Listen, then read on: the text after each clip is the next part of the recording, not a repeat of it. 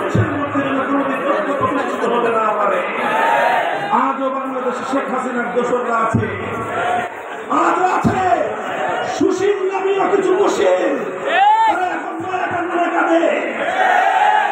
খবরদার, হুঁশিয়ারি উচ্চারণ করতে চাই, 5ই আগস্টের স্বাধীনতা সংগ্রামের বিরুদ্ধে, গণঅভ্যুত্থানের চেতনার বিরুদ্ধে যারা কথা বলবে, পিঠে চামড়া থাকবে না।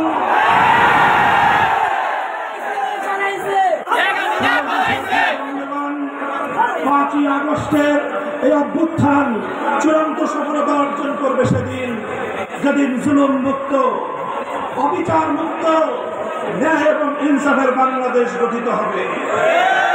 আমরা আহ্বান জানাই সকল রাজনৈতিক সংগঠন, আসুন, শুধুমাত্র নিজেদের আখের গোছানোর কেউ চিন্তা করবেন না। দেশের এই চলমান দুর্বলতার সুযোগ নিয়ে কেউ বাংলাদেশের মানুষের অধিকার নিয়ে ছিনিমিনি খেলবার চেষ্টা করবেন না।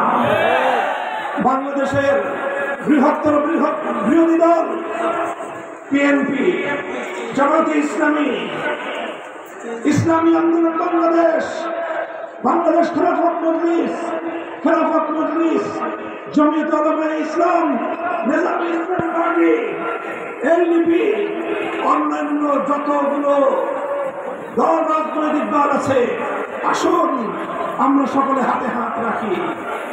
বাংলাদেশের মানুষ আজকে একটি অর্থনৈতিক মহা সংকটের মুখোমুখি পতিত। শেখ হাসিনা এবং তার দোসররা বাংলাদেশটাকে খোকলা করে রেখে গিয়েছে। হাজার হাজার কোটি টাকা উন্নয়নের নামে পাচার করেছে। শেখ হাসিনার একার পাচারকৃত টাকা আর তার পরিবারের পাচারকৃত টাকা দিয়ে এই বাংলাদেশে হাজারো উন্নয়ন প্রকল্প বাস্তবায়ন করা সম্ভব।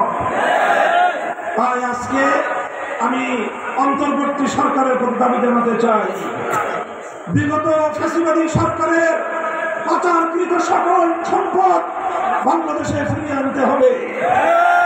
শেখ হাসিনা নরেন্দ্র মোদীর ঘরে বসে আমার বাংলাদেশের স্বাধীনতার বিরুদ্ধে, এদেশের ধর্মীয় সম্প্রীতির বিরুদ্ধে ষড়যন্ত্র করছে।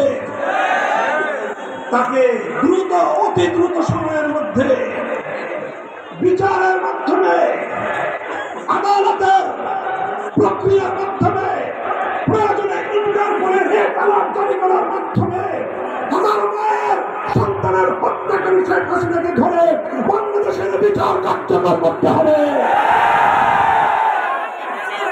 আমার 2013 সালের 17 শহীদের বিচার করতে হবে।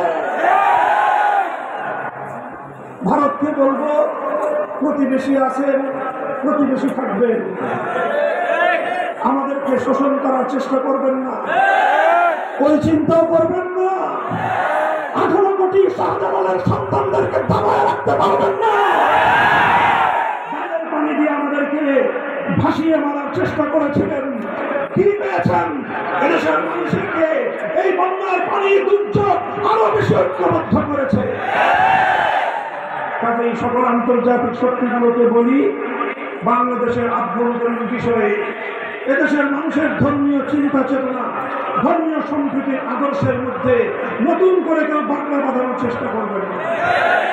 মাধবপুরের সর্বস্তরের জনতা এবং আজকের এই উপস্থিতির প্রতি আমার আখেরি পয়গাম, আমরা বিশ্বাস করি চূড়ান্ত ভাবে যদি ইনসাফ ভিত্তিক ন্যায়, ধর্মমত নির্বিশেষে প্রতিটি মানুষের সকল অধিকার নিশ্চিত করতে হয়, একভাবেই সম্ভব।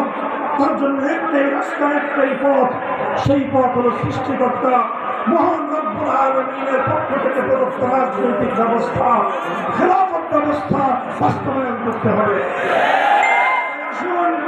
বাংলাদেশ খেলাফত মজলিস আহ্বান করছে আপনাদেরকে, খেলাফত মজলিসের পতাকায় শামিল হয়ে, খেলাফত মজলিসে যোগদান করে বাংলাদেশের প্রতিটি অঞ্চলকে, প্রতিটি উপজেলাকে, প্রতিটি ইউনিয়ন ওয়ার্ড, প্রতিটি মসজিদ ভিত্তিক সমাজকে খেলাফতের সংগ্রামী হিসেবে আপনারা গড়ে তুলুন, ইনশাআল্লাহ।